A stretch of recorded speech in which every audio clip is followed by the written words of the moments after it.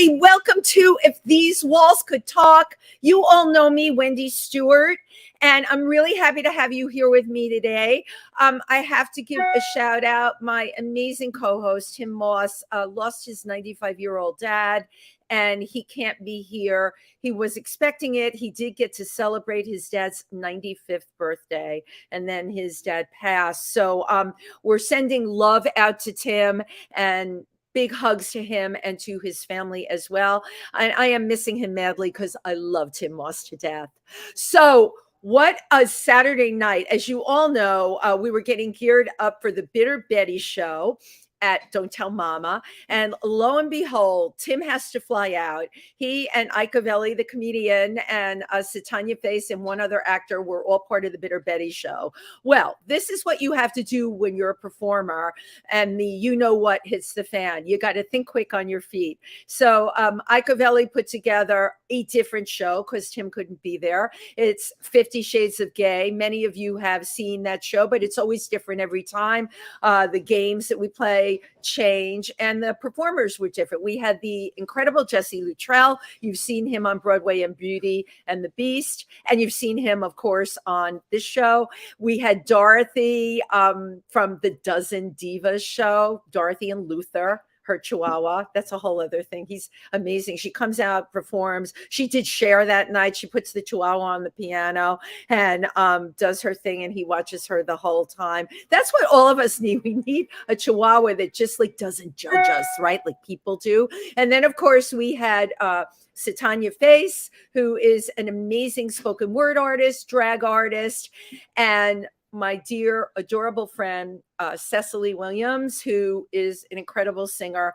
We had a great show. The show had to go on. And then we celebrated, of course, at the Ritz after. So shout out to everyone who is watching, who was involved in all our fun and games on Saturday night.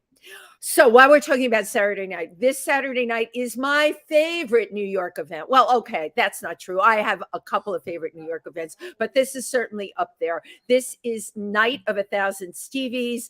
We pay homage to Stevie Nicks, Fleetwood Mac. It is going to be held at Irving Plaza. Doors open at 9 o'clock. I think there's still tickets available. You can Google Night of 1,000 Stevies. And of course, you come dressed like Stevie Nicks or a member of Fleetwood Mac.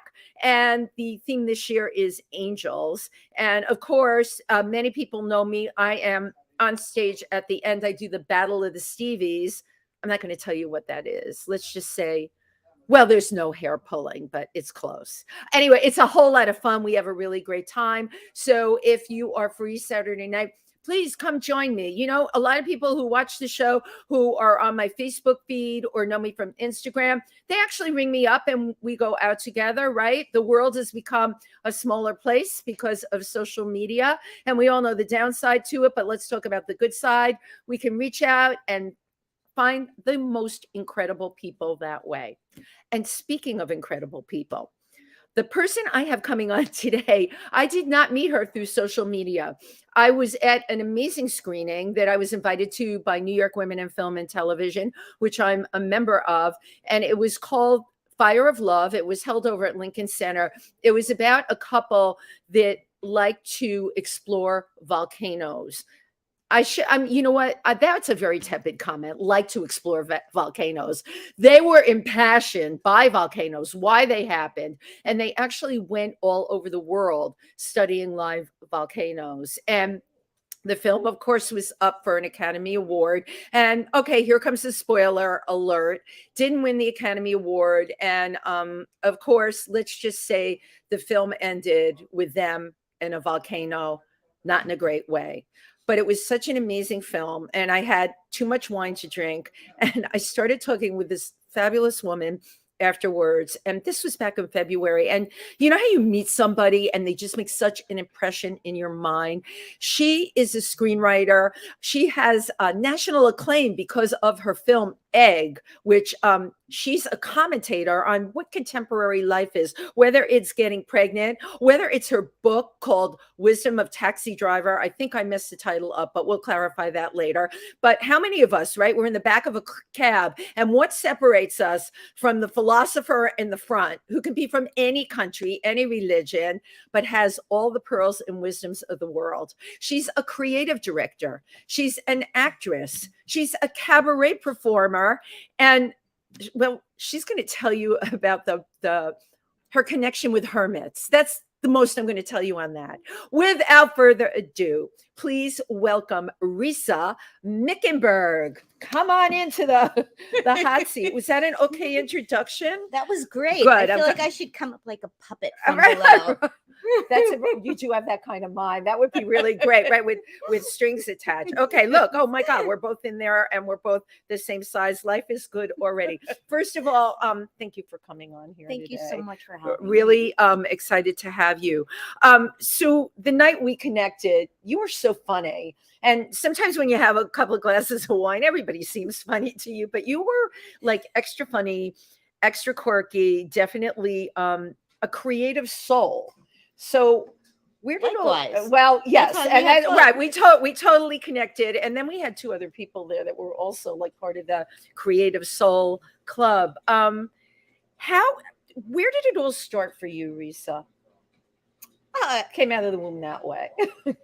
I think I did actually. I think I'm exactly the same now as I was as a child. Wow. You know, I invented a new religion when I was young. Okay, now we're going to just start. I'm so glad. I don't always start the interview with like, what was it like growing up? I usually leave it for the middle, but with this one, I kind of knew that it really started early on.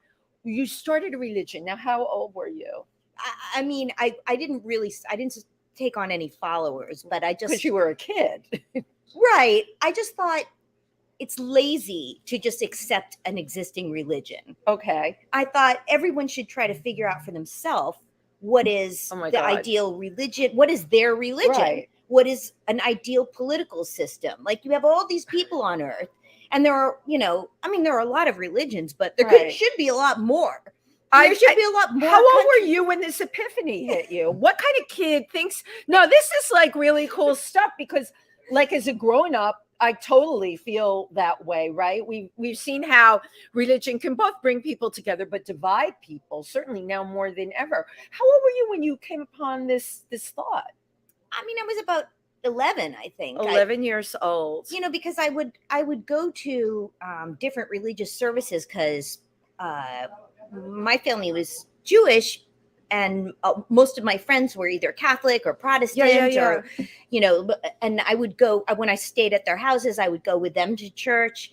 And I liked the idea of God. I felt very connected to God. So you needed the higher being. I mean, I don't know. I felt like, I could talk to the wind. I felt like, I felt very connected to nature. It's really interesting because this is like really blowing me away because we are very similar. You Capricorn by any chance? Pisces. You're a Pisces. Okay. Keep going. In any event, I'm like, I had no idea about any of this. I know. I didn't know we were going to talk about all this stuff. No, we talk about everything on this show. That's the beauty of it. Well, so it's really funny because what's been on my mind, I was just reading this, oh no. Oh yeah. By the way, so this is just a little aside. PANGEA, where we broadcast from, was broken into, unfortunately, last night, and nothing was taken, but the door, of course, was smashed. So we are getting a new door. So please just ignore that little background sound. The show has to go on, right? So getting back to religion. Okay. Yeah. So so I was just reading this John Cheever book that I found in one. I'm sorry, it was John Updike. Oh yeah, I know both of them. I'm not that well read, but I do know both of them. Well, it was one of those, airport, free library things, and I love just finding books and reading them. Treasure. Yeah, and so this book was about a religion professor, and he has a guy comes in and wants to prove the existence of God, and he says all of the things that have to take place for Earth to exist. And it's interesting that we're in Pangea now. Right. Because I didn't know this, but when I was looking it up, Pangea is the name of when all of the continents were one big continent. Absolutely. It was called Pangea. Right. And I was just in Utah, where I was in Moab. Oh, yeah, of course. That's such a spiritual area. My gosh. It's incredible because it's so ancient. I hike up to the top of the mountain and get into a conversation with a guy who turns out to be a geologist. Of course. And he's telling me that it used to, where we are standing, used to be a desert like the Sahara. And then after that was a sea like an ocean that went up from the Arctic to, how many years ago was that? I mean, millions of years ago, right? When we were one, I mean, people forget we were one landmass, but how ironic with your beliefs, right? That you would run into that person. I know. I mean, I don't even know what my beliefs are. This is the other thing is it's like, I don't have any beliefs. I mean, I can constantly change my mind. Maybe it's I love it. That's your prerogative. You can. So at any given time, you can, if something strikes your fancy, that's the thing you might go with. Definitely. But you're open to other things. Oh, yeah. I mean, I'm just interested in continuing to learn. Like, I think learn and explore. Yeah. Right. Yeah. You are a free thinker. When I was reading about her, and that somebody came up with that. You are a free thinker, but you're also an explorer. And my other side, I'm a member of the Explorers Club, and I give these incredible tours there because I'm passionate about adventure and exploration, because I believe everything that we learn about our past will push us into our future, which is what we're really dealing with now. My God, things are like accelerating at such a quick pace in the world and in society. And you're very interesting to me because you do make your commentaries on society, like the things that a lot of us experience in our day-to-day life. You write books about, you make films about. So how did all that come about for you? Well, again, I did all these things all of my life, but I went into advertising when I came out of school. Okay. Because I thought, oh, this can combine a lot of things I like, film, music. Yeah. Well, your creativity could be used, right? And you I could get make paid, money, right? And wonderful, right? To be paid for your art. Yeah, and also I think I don't know. I just didn't have the confidence that I could be in a band, or I did all those things, but they were for my own. I don't know. Actually, I guess that's not true. See, I'll contradict myself. Right. No, that's fine. That's what we like on this show. Just like go against your own opinion. You are free to do whatever you want here. I told you this is your time to shine, and I'll just go down whatever rabbit hole.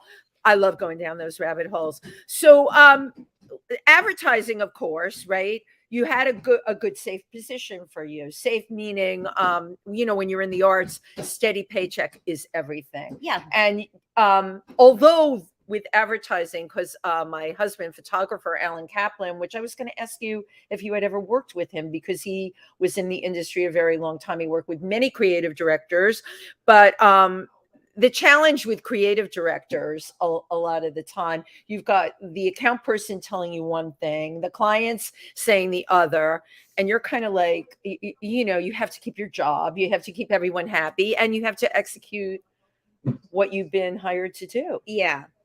Although I got to have a lot of fun. Like the place I worked, it brought me to New York. Are you allowed to say what ad agency you were? Well, they don't exist anymore, but they were called Kirschenbaum and Bond. Oh, I know who they were. That was a long time ago. Yeah. And it was a small agency, and they let everybody work on everything. You were and lucky. You could just go. I got to have so much fun. So we had the like we were talking about Penny Arcade. Yeah. I got to actually that was for a different agency, but I got to direct some commercials for Here Art Center, which is another like wonderful institution. I saw that on your website. Yeah. On the commercials, and we'll give all her information later, but great commercial. And when Risa came today, I'm like, the woman in that spot That was Penny Arcade. Yeah, fabulous. Yeah. How great, really. Well, I needed somebody who was going to be able to be, uninhibited, hilarious, and it's an art center. So Right. So And she, when you talk about art, I mean, amazing body of work. oh my God, she's just the most astounding. She's astounding. Human being, Yeah. artist, and I agree. Just such a great person. And she'll probably kill me for saying this. She's probably, for our time, I think, of women, one of the biggest influencers. And that word, well, that word always connotates to me, 20-year-olds with squeaky voices on YouTube and Instagram. But in terms of who she is and how she affects people and her draw power, she is definitely an influencer and an amazing creative soul. So you got to work with her, and that had to be a very cool ad agency that you worked for. They were pretty cool. Yeah, they were. I mean, we also had the Snapple campaign. That was the biggest, project that I had. So I was, I wasn't the director for that, but I wrote the commercials with my partner, Amy Nicholson. And the Snapple lady was someone who actually worked at Snapple, and all the people. Oh my God! All the people in the commercials were people who had actually written letters to the place. So it was all documentary. And we got to travel all over the world. Okay, nobody knows this about Snapple, so this is great. So those were real people. Oh yeah, and they called it, the strategy for it was 100% natural marketing. So it was like we're going to use the real place, we're going to use the real people. Where she sat at her desk and said hello from Snapple, that was the real desk, and that woman was really her assistant. And wasn't Snapple supposed to be like 100% natural? That was their tagline, right? Yes. I mean, I had no idea, and a big apple Snapple drinker. So that's incredible. Yeah, and so that was so great, and I really got to go to all over the country and meet people in their homes or take them to different places. That was a great experience.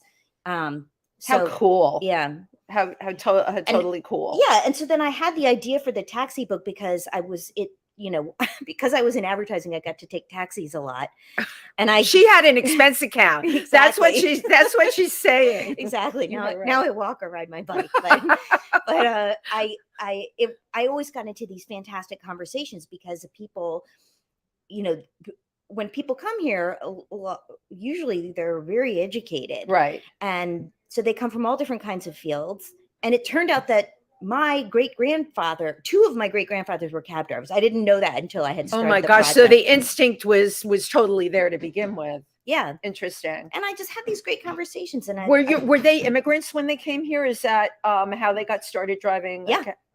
Wow, this is something coming full circle. I'm going to ask you to reach over and because I want to show the book on camera. Great. Yeah, hold it up. Taxi driver wisdom. What I love so much about Risa, most of us get into a taxi, tell them where we're going, and that's that. She decided to write a book on it. And what is this? These are the quotes from it. It's a little hard to see the photographs by Joanne Dugan. Right, but the words are great. Yes. So these are all you say what you like to hear. They have these little, your heart in your mouth. You say what you like to hear. You must have things you care about, otherwise you are empty. So do you have it documented, like which cab driver said what? Sort of, like, I carried around a notebook with me, and I would put their names, but sometimes I would get their names. Sometimes I would have a lot of quotes from the same person. Wow. If it was a long ride. Yeah, some of them are brilliant because it's a perception. First of all, I love that you did this because and I knew about your book too. My husband had gotten it as a gift from somebody.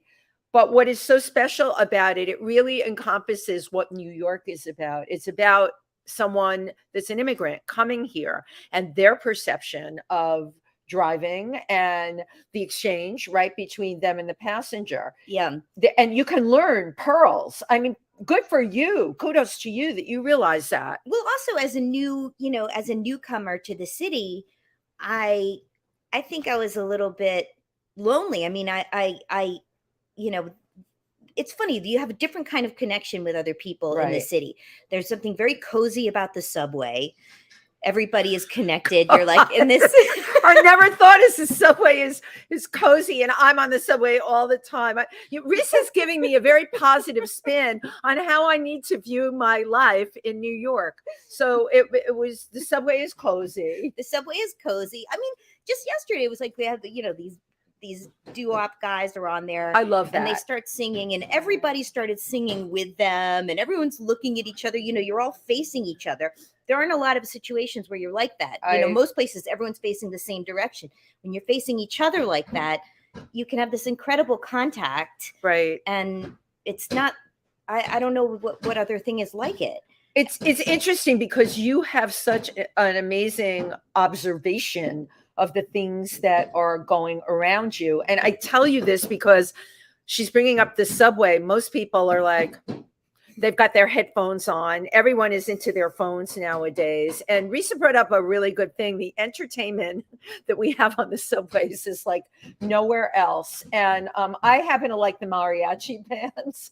These guys are so great, right? They get on with their giant hats and their instruments, and they are as good as anybody you'll hear in Mexico. And maybe you're not having the best day, or maybe you waited a long time for the train. These guys come on and they completely light up your life. Oh yeah, you hear such beautiful music. Right. The acrobatics. I know that. Oh my God! Right, the acrobatics, the kids that do the acrobatics on the pole in the subway on a moving. I know, I have seen incredible stuff. And by the way, I always give these performers money because me too. Yeah, of course. Because like, how exceptional. But I love the way you see things. I love the way, because the cab drivers, you've really embellished who they are. I think a lot of people get in cabs, and certainly in New York, and certainly now, the city is so gentrified. It's so much about the money that's being cranked out, and people just want to get to where they have to go.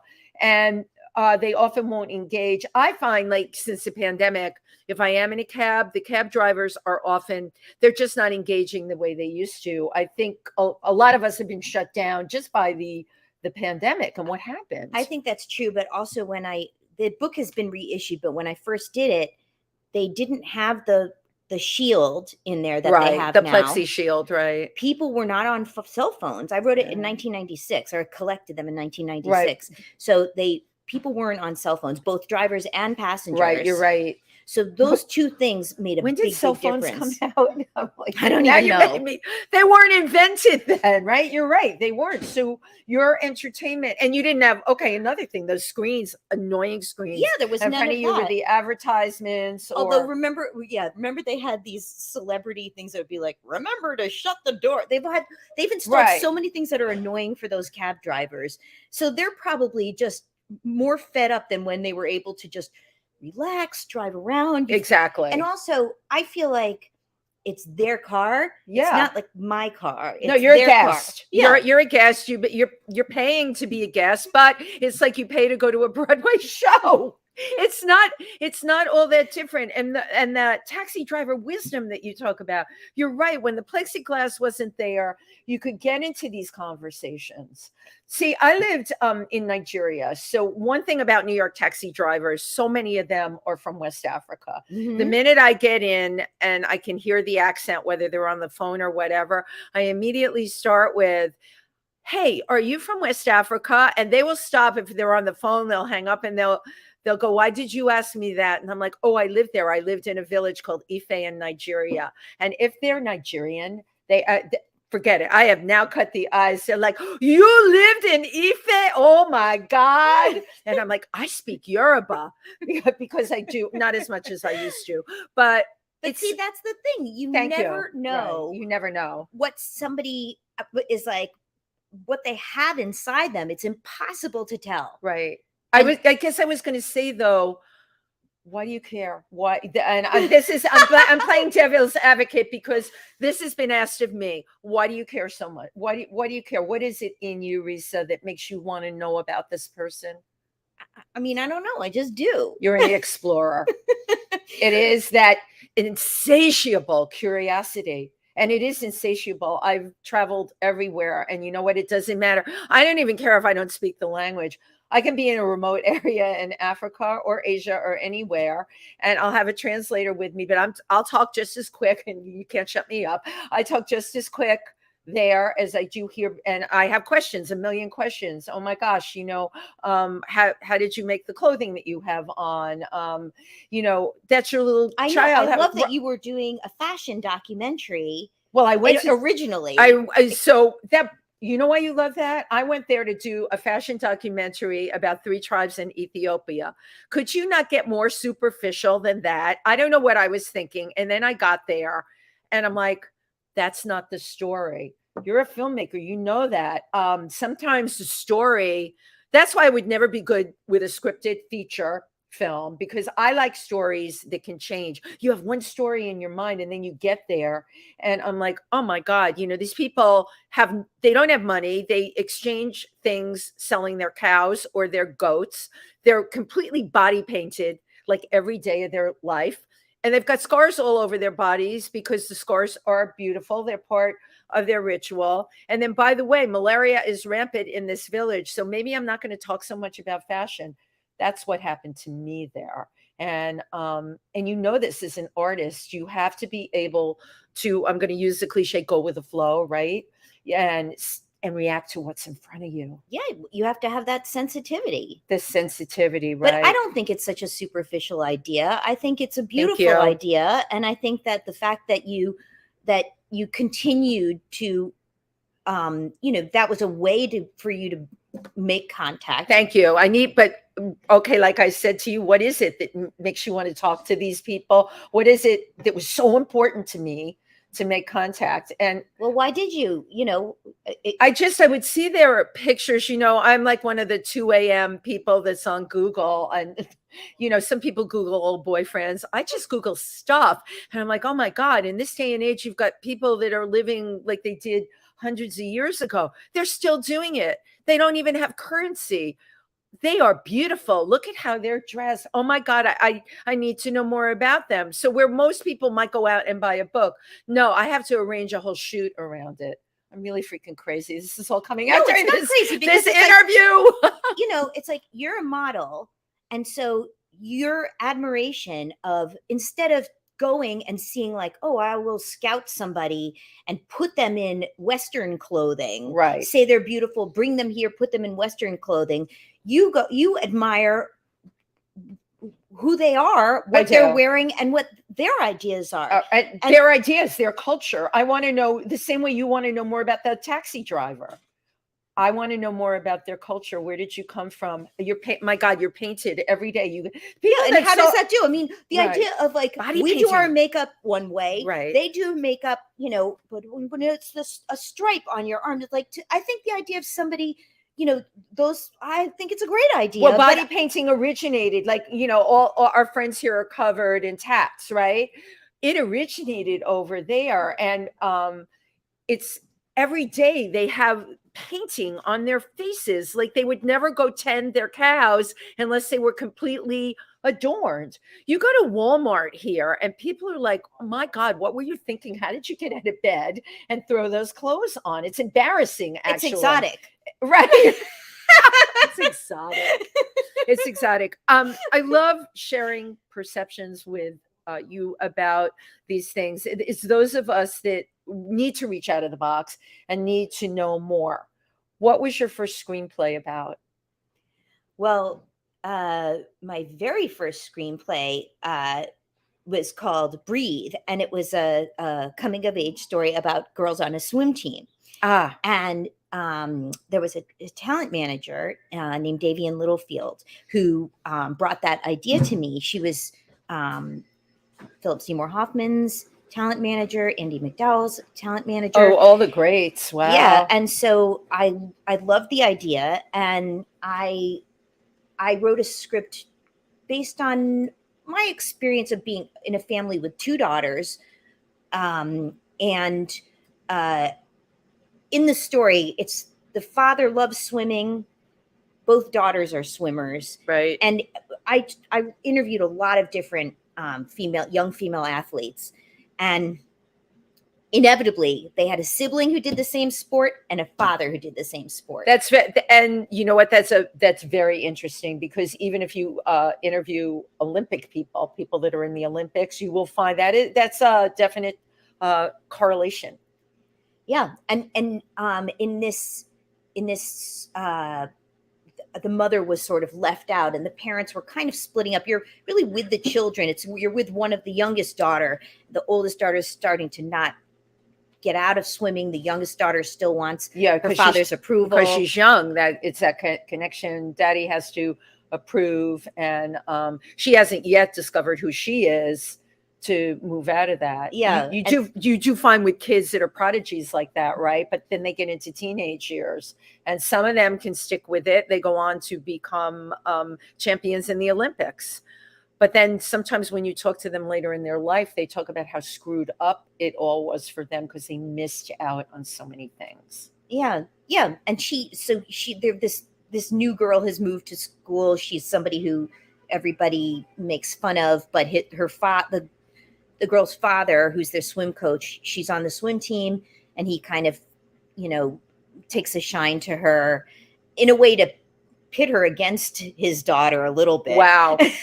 And so you have a complex relationship. Yeah, it's a complex relationship, but it's really like it's a young adult film that's very beautiful and takes place in Connecticut, where I grew up. Of course, there were elements I'm sure that you could connect to. Why not? Definitely, like there are these beautiful lakes, and there's a lot of lake swimming, and the town pool that I used to go to. I was on a swim team there, and it was doing research for it was really fun. I got to, but anyway, I wrote that. It's still never been made. It's out there. But it's not out there. But you had, it's interesting because you were a creative director. How did you make the leap to, a lot of our friends, it seems a lot of people now are writing screenplays to me that I know that had never done it before. What was your transition into thinking that you could do this?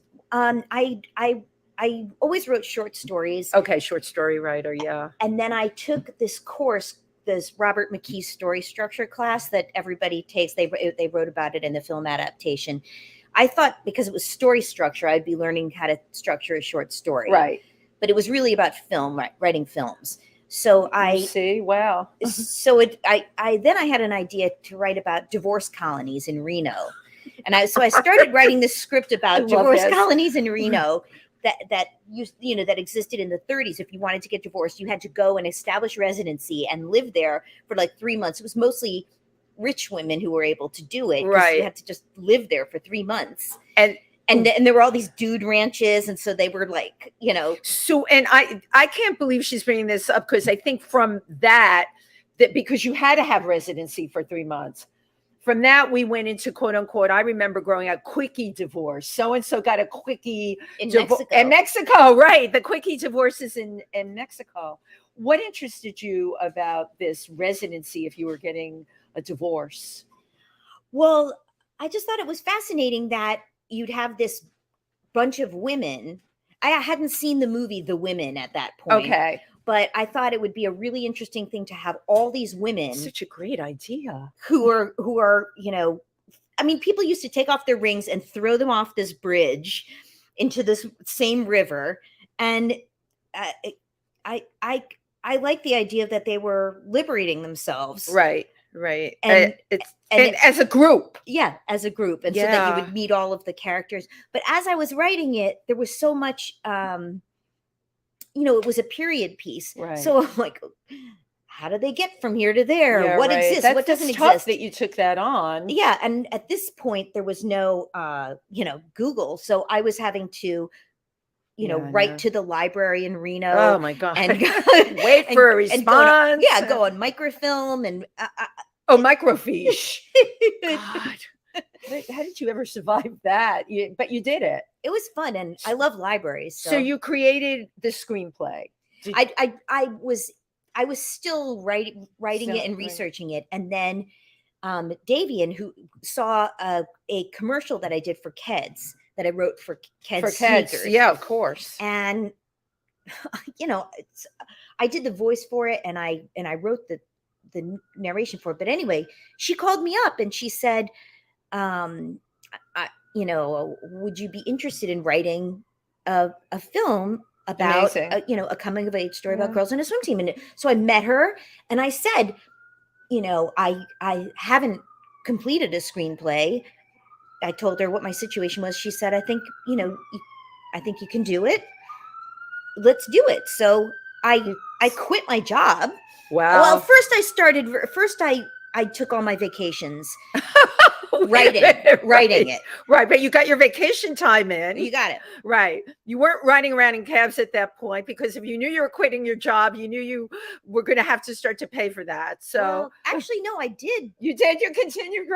The cab thing and writing that were happening at the same time. Wow. And so I thought, That is interesting. Yeah, I was like, I don't have time for my job anymore.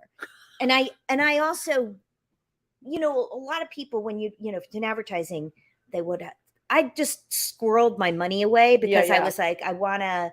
You were smart. You were smart to do that. I thought if I need to take some time off, I want to be able to do that. So so at least you, as an artist, you had that foresight. And I have to say here, because you've done a number of screenplays, but here's the thing: Risa's film, The Egg, was actually picked up, nationally distributed, starring Christina Hendricks, Christina Alicia Hendricks, Reinert, wow, David Allen Beish, BMI Akanabe, and oh my God, how am I spacing her name? She's Anna Camp. And so funny. But you know what? This is the stuff that dreams are made of, because you were obviously at it. You continued at it, and then you hit. You know what I want to do at this point? Chauncey, can you roll the trailer? I want to show everyone the trailer, which I really loved, and then I want to go into the film. This is so great.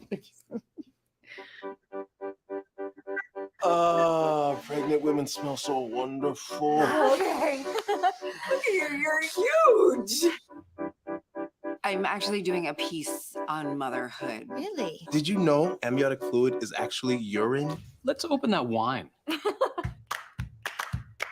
We're having a baby too, yay! How far along are you? I'm not actually pregnant. We have a surrogate.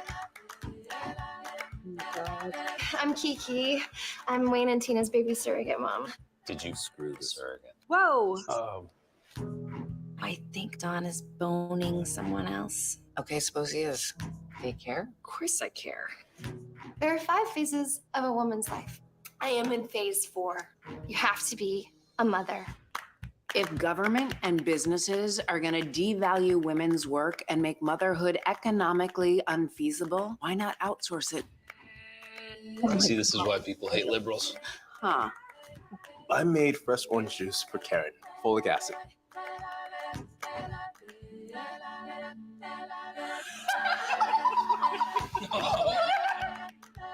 Tina is like a sperm donor. I'm donut like a sperm donor? Oh my God, I feel so fat. Wow. Oh my gosh. I love it. You have every single cliche that is all true and connected to pregnancy, motherhood, and very much about now what it is. The skinny surrogate that even pregnant doesn't gain a pound, right? What do they call it? A baby bump? Right. The husband that goes off with someone else, even though his wife is pregnant. You just took it all. What made you decide to do this film? So I was having a very hard time deciding whether I wanted to have children or not. Got it. I thought I did when I was younger. I thought I wanted to have lots of them. But every time it seemed like, okay, now seems like a good opportunity to do this. I just, something stopped me. I didn't want to do it then. And I thought, I'm not going to do it unless I really, really want to do it. And I'm with somebody who really, really wants to do it. I'm not doing it otherwise. You weren't going to do it by yourself. Definitely We all know a lot of women that have. It's tough. Yeah. I mean, I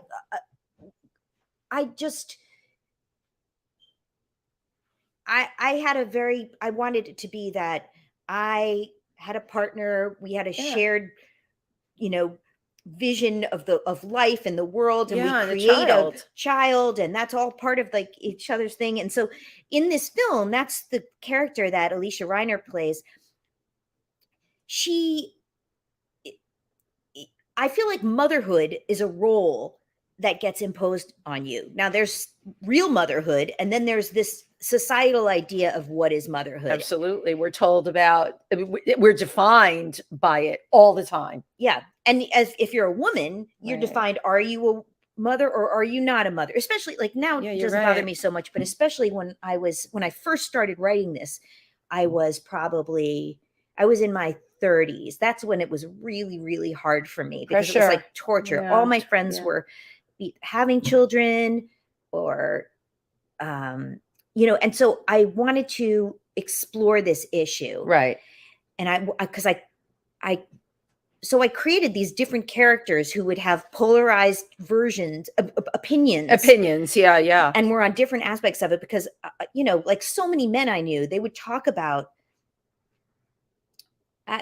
anyway, I just thought this was the best way to have them kind of duel it out in a way that's funny, but also like sort of exorcises all of the pain and fear that right. I had around it. It's funny, you like I do, you use comedy to get your truth out. Yeah. I mean, the lines even from the trailer are brilliant because they are something that somebody would actually say. And the characters you created are very, very real. I love that you brought up the fact that, in your own mind, in your 30s, everyone was having babies and your friends and stuff.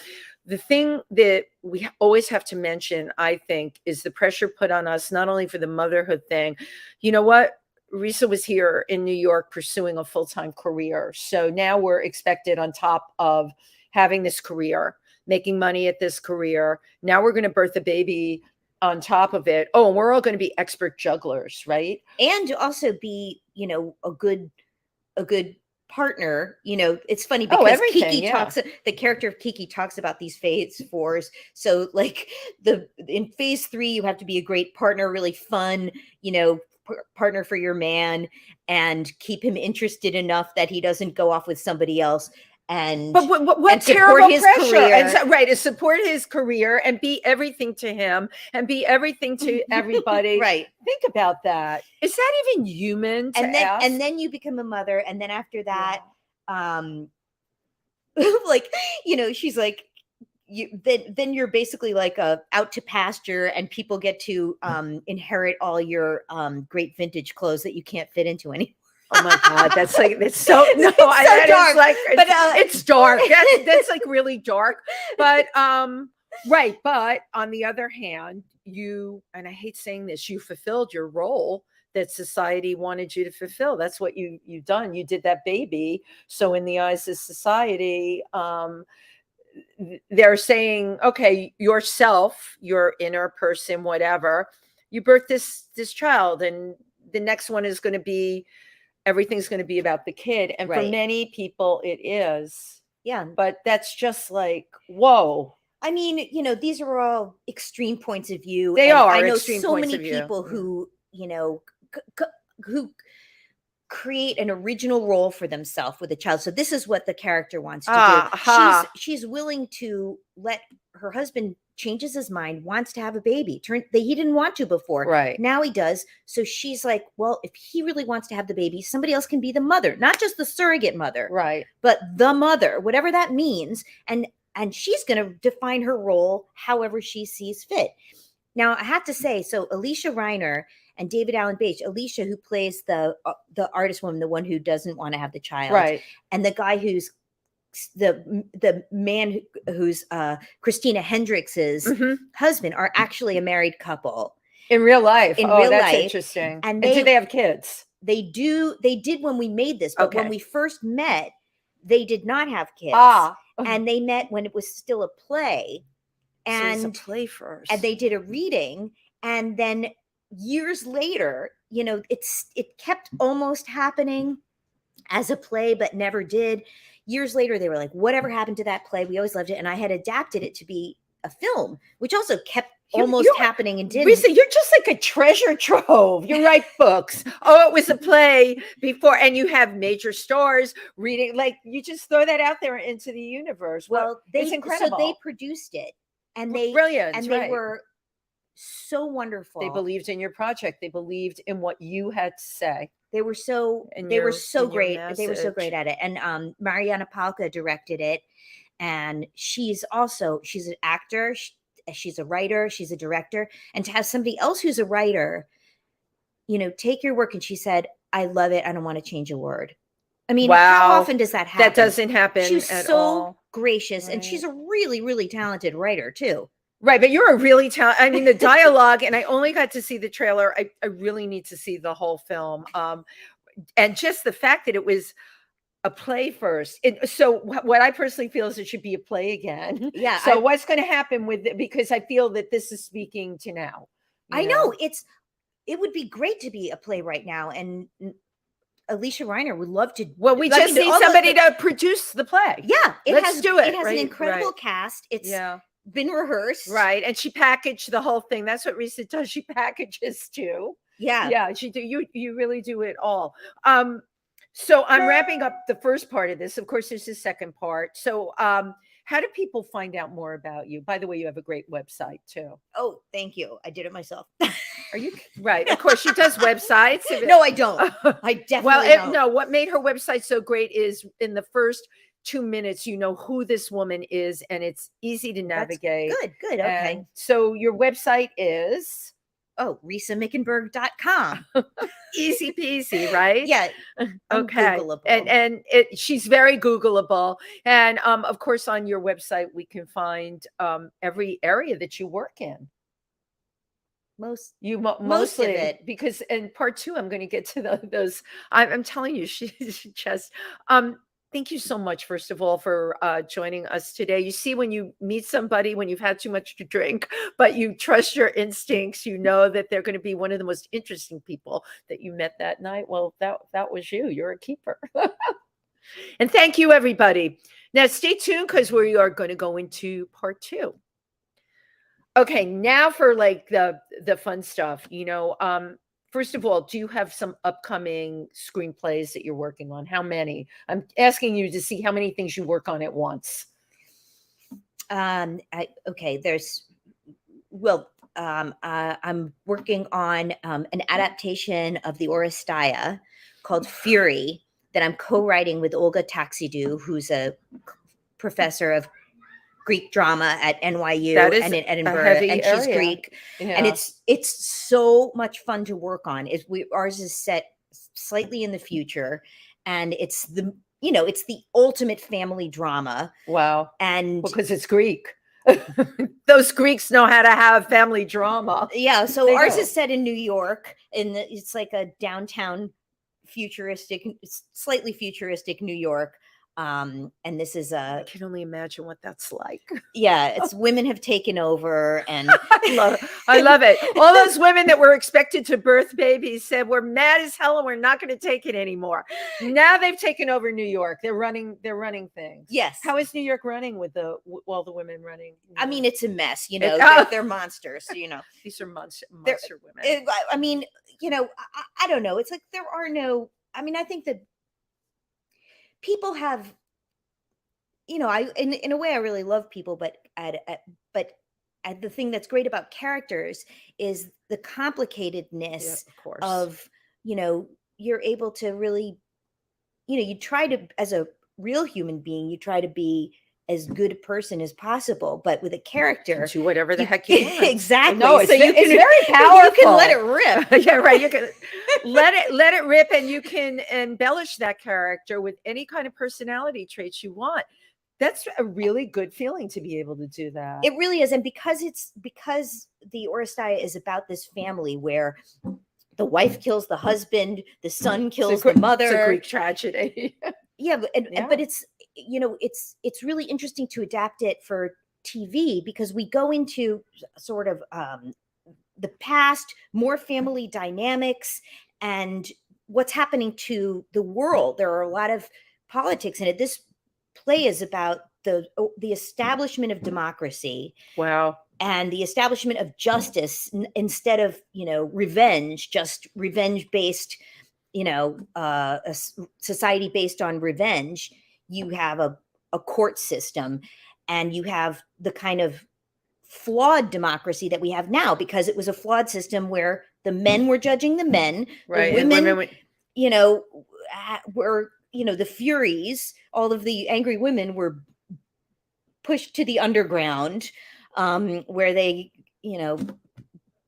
can do limited damage. Right. So there's like an underworld in it as well. Now with the In screenplay, the original, in the original, with a project, how long do you work on the screenplay for? And then what is like the next process? What do you do to get it made into a film? well, I'm sure that's a question a lot of people have. Boy, that's the big one. I mean, this has been so much fun to work on. Yeah, you get tremendous joy out of what you do. Yeah. Yeah. I love it. And I love the developmental process. And because my writing partner is so knowledgeable, I feel like I'm in graduate school. I get a free graduate school course in it. So, and we've been working on it while she was in Greece, while she was in Edinburgh, and while she's here. Wow. So we like setting that time aside, and it's so much fun to work on this project. And I mean, this feels like a really, really ambitious thing that can be both a play and a screenplay. Yeah, you have the vision for it, right? So I will continue to work on it. You've done hopefully for years, while it's produced, while it's made into a series, while it's made into a series of plays. Like it's a giant life's work. That's wow. I love working on it. You do. Right. Yeah. You do. It's not overwhelming to you when she said the word life's work, and I'm like, I'm like, I don't have any patience for it. You have a lot of patience. You grow your art. You grow it. Well, it's you also, water it, you nurture it, and you grow it, and you give it the time to grow and become what it wants to become. Well, anything that I think, wow, this is a great idea, I get obsessed with it. Got and it also is something that, can contain so many different issues. Right. So this particular piece, everything that's going on in the city, in the world, it's all parallel. It has elements of this story in it, and I can cope with what's happening politically. I can think through what I'd like to have happen, what could happen, what's a disaster, what's, I can't stop working on it. And interesting that you can take, your work, it's a work of fiction because it's something you're created, but it is really based on nonfiction.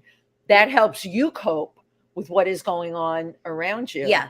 Probably because it gives you some kind of control. Like many of us say all the time, it's out of control. We can't control it. We can only control our little worlds. We can't control everything out there. You have found a very interesting way to deal with it. You do it through your writing. Yeah. Well, through a lot of different things that I do.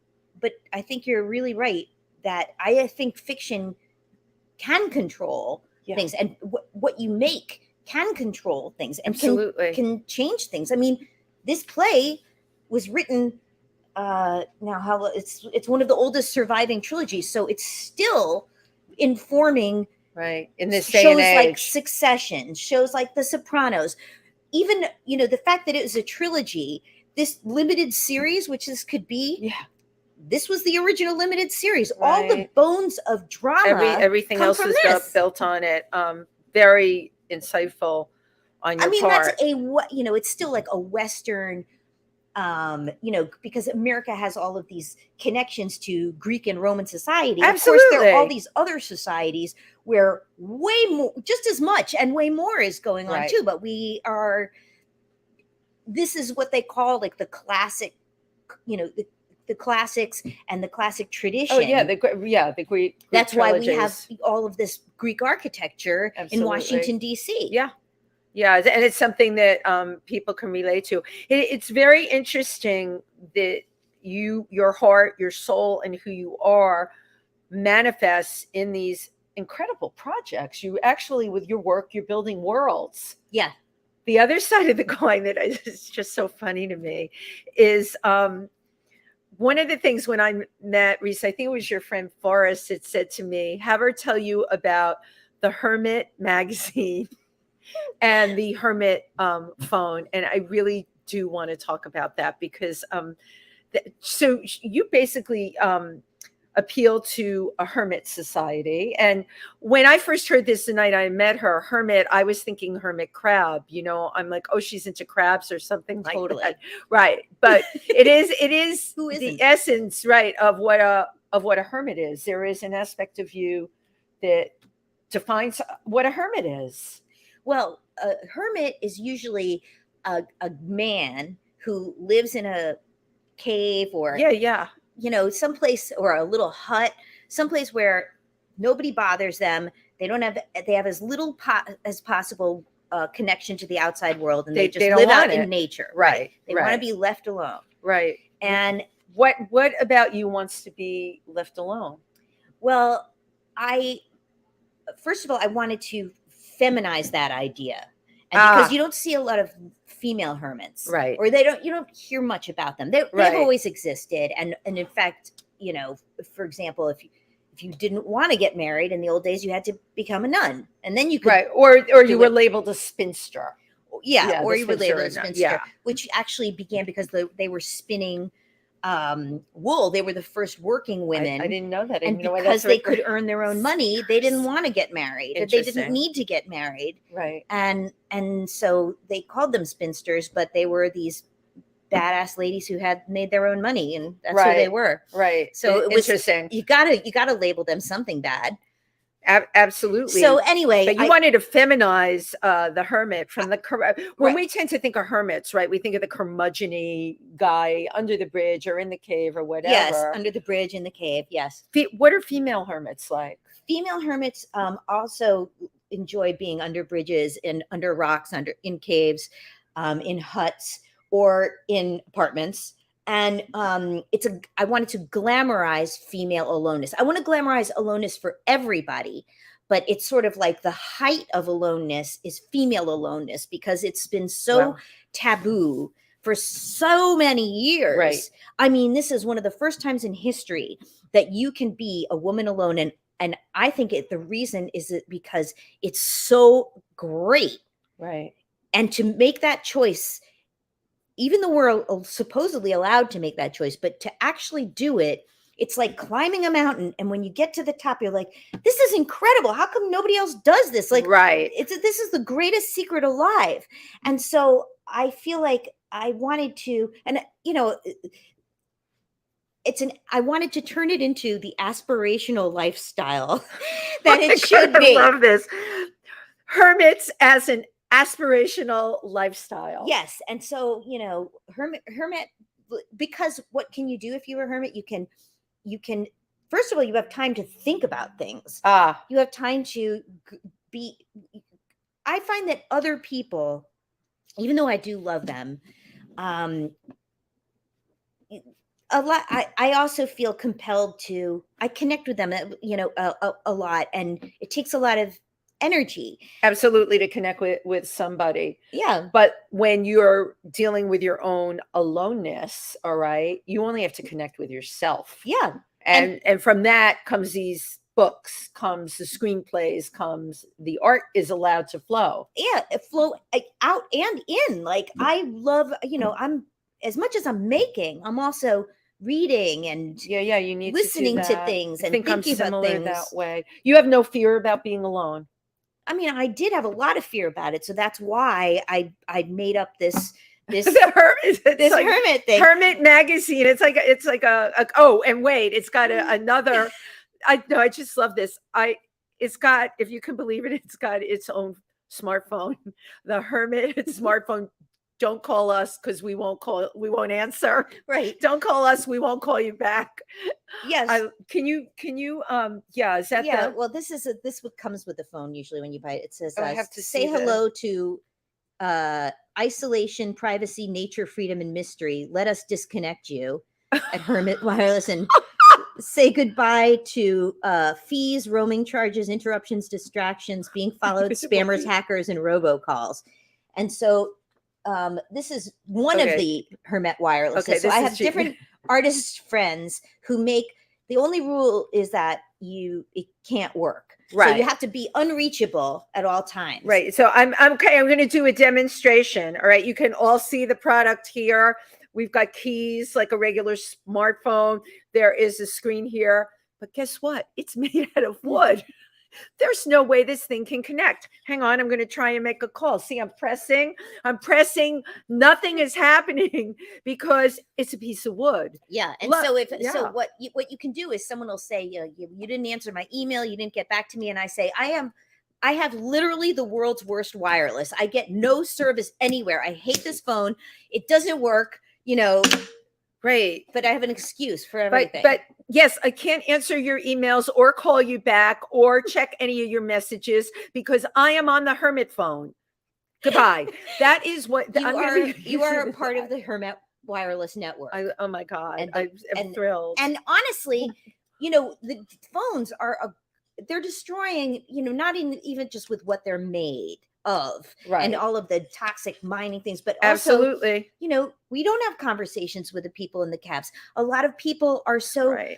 shy that they stay on their phones all the Right. time, No, and they don't talk to each other. And you have brought this full circle because you were the one that was making the observations on the subway. And I see people on the subway, they're buried in their phones. You can't watch the mariachi guy. Yeah. If you're buried in your phone and your headphones on at the same time, you can't see the kids swinging on the poles. Yeah, you're not in the moment. you're This right. connects you to nature and to the moment. Connects you. Recent connection to nothing because it doesn't work. And that is the beauty of it. Let me see what else you got there. I've got She some. bought So, her- so I did have a requiem for dead phone numbers, where we launched some of the Hermit Wireless. We did some artist Wait, phones. this is absolutely Right. gorgeous. So I had different artists make phones that wouldn't work. So Margaret Braun, who sometimes sculpts in sugar, Amazing. she made this of sugar and cat hair. Oh, that's what the That's wait. what the I'm fuzz gonna like. is. Yes. Wow, That's- she's sugar and cat hair. Sugar There and you cat go. hair. Not for someone that's allergic to either sugar or cat hair. These are great. This is David Buckingham, and he's a metal artist. And this has recessed. This is a really wonderful Hermit Wireless flip phone. Denise Marshall, who's a painter, painted this out of popsicle ice cream sticks on the back of that. You're killing me, Risa. These are great. And I love this one too. This is Rashko Griak, who is, I forget how old he is. I think he's 11, but he made his out of Legos. Get out. This is absolute. This is great. And the sky is the limit with these designs. While she's talking about these phones, I'm thinking this would make a really great exhibit. Yeah. So where no one can reach anyone. That's because right. The So phones don't work. and you really can buy these, and people, it's at hermetwireless.com. Okay. And this is, they go to your website first, or no, they can could. go to the Hermet Wireless And there's site. also Hermet Magazine. It's on Substack, so you can subscribe to that either with or without money. I'm interested in, I'm definitely interested in having enough money to keep being. You want to keep have enough doing all to the- keep being. to keep doing what I'm keep on keeping on. Right. But I'm also interested in demonetizing things. Got it. Because I think that monetization is there. It takes away a lot of. Yeah, well, when you have the pressure of that, but along those lines, okay, you have Or done you judge the success of something on it. so much success is done on you selling what is this, that? so you get right. It's But gross. that is so much our society. But you really came up with a great idea. You call them. It's a way to make money, and it's actually a great product because Risa is into fashion as well. You call them Judy's or Judy's? Judy. It's a They're Judy. they're Judy, and it's spelled DJOODIES. It's sustainable, gender fluid, beautiful garments that are sizeless. And Tym Moss, I know Tim. He loves wearing these caftani things. I'm going to send my co-host to your website to take a look at the Judy's because they're great. Yeah. And you know what? It's a way to make money, but you're doing good for society at the end of the day. Yeah, I mean, it's it's really a lot of work to start up a business and to make a sustainable Right. fashion product it's because I think everybody, a lot of people think, here's what a company should do, and you Right. have an ideal of what it should be. Mhm. But then when people buy their clothes, you rarely get somebody who actually makes the clothes in the place. Oh, it's not, in the- not designed that way. and Right. and we use all dead stock fabric, so it's things that my partner Susan Fellman, we go to the warehouses, find the leftover fabric. She understands fabric is really really beautifully made, and all the stuff is, none of it's created elsewhere. And we wanted to make something that changed the way people dress. Right. So when you go to the Middle East, when you go to India, when you go to a lot of other places, there's this beautiful, graceful Absolutely. things that are made usually of a single piece of fabric. And Often embellished, with embroidery and exactly. And it's about the flow of the fabric, and that it's easy to wear. yes, It makes your life easier. yeah, But beautiful pieces at the same time. yeah, and it contributes to, most of the time you can feel your clothing, you can feel the elastic here, or something's falling off, something. When you stand very gracefully, if you look at the way Isadora Duncan dresses, when you look at, what contributes to beautiful movement and to feeling the flow of the fabric. The flow of the fabric, and how is it constricting, or is it how do you feel in it? Right. And so it's, the idea is to have this be, get rid of all of the different clothes you have and have one garment that's beautifully made, that makes you feel wonderful, that you could share with anybody in your family, Right. and wear from the time you're 16 to the time you're 95. But then you can't have one garment, because they'll be borrowing it all the time, and then there won't be one for you. So you need to buy more than one. Well, we make them in different fabrics. You do, but they're very limited editions. So they're unique pieces for people. We have a couple of comments. I just want to. I'm never good at scrolling these. So Tim Moss, of course, put your website in there. That's risamickenberg.com. Hello, Lynn Scannell from Gloucester, Mass. She's great. And I worked with her modeling. She's been a friend for a very long time. That's a great place to go swimming in the in the, what are they called? When they mine them, and like in Breaking Away. Oh yeah, God, sounds like you'll come up with a word for it. You're the writer. Jeffrey Friedman, thank you very much for tuning in, and thank you to everybody who tuned in today. One more time, Risa, the best way to find you is www.risamickenberg, MICKENBERG.com. Also, you're on Instagram. Yes. Well, there's Taxi Driver Wisdom on Instagram, Great. like at Taxi Driver Wisdom. And then there's at The Judy, DJOODIE, at The Judy, is also on Instagram. For the clothing. Yeah. And then Hermit Wireless is also on Instagram. God, you can go. But I hate social media, so I don't post that often. You're too busy, like, creating and doing and observing and, being out there, taking it in, and then putting it out there in your own special way. And you know what? That's what. And I want to come to the Explorers Club. The invitation is there, and we'll talk. We'll totally talk after. We have World Oceans Week coming up there in June, which is fascinating, and the club is fascinating at all times.